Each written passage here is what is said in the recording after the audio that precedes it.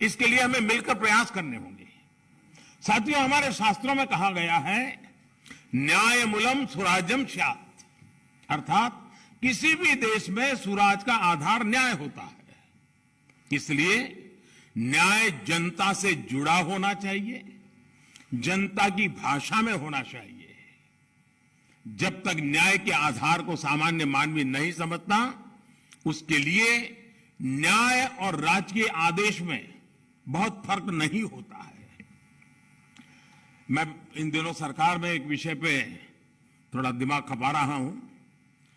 दुनिया के कई देश ऐसे हैं कि जहां कानून बनाते हैं तो एक तो लीगल टर्मिनोलॉजी में कानून होता है, लेकिन उसके साथ एक और कानून का रूप भी रखा जाता है जो लोक भाषा में होता है, सामान्य मानवी की भाषा में होता है, और दोनों मान्य होते हैं।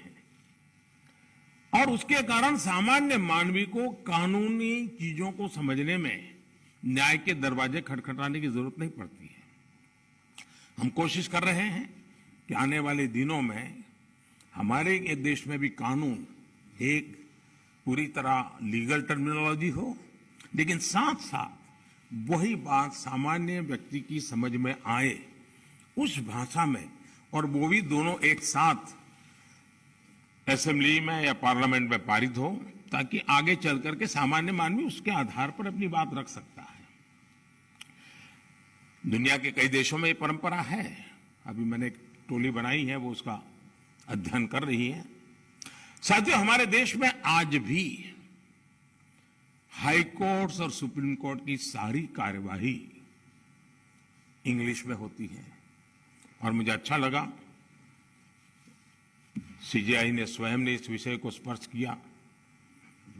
तो कल अखबारों को पॉजिटिव खबर का अवसर तो मिलेगा अगर उठा ले तो।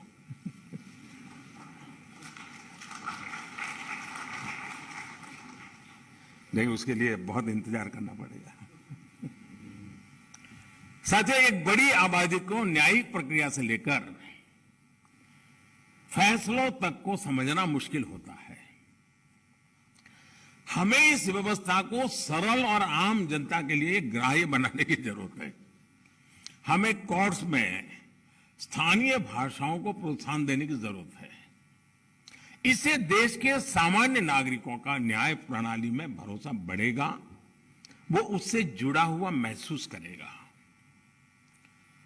अब इन समय हम एक कोशिश कर रहे हैं कि टेक्निकल एजुकेशन और मेडिकल एजुकेशन मातृभाषा में क्यों नहीं होना चाहिए।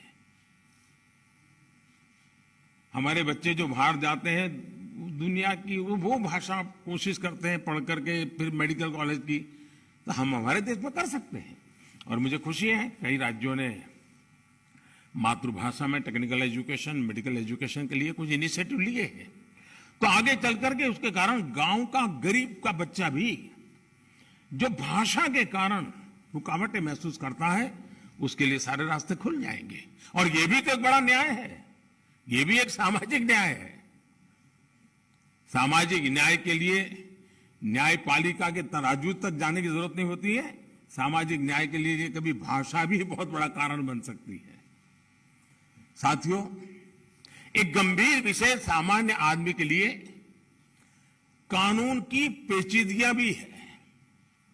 2015 में हमने करीब 1800 ऐसे कानूनों को चिन्हित किया था जो अप्रासंगिक हो चुके थे। इनमें से जो केंद्र के कानून थे, ऐसे 1450 कानूनों को, 1450 कानूनों को हमने खत्म किया। लेकिन राज्यों की तरफ से केवल 75 कानून ही खत्म किए गए हैं। मैं आज सब यदि आदरणीय मुख्यमंत्रीगण यहां बैठे हैं, मैं आपसे बहुत आग्रह करता हूं कि अपने राज्य के नागरिकों के अधिकारों के लिए, उनकी ईज ऑफ लिविंग के लिए आपके यहां भी ये कानूनों का इतना बड़ा जाल बना हुआ है।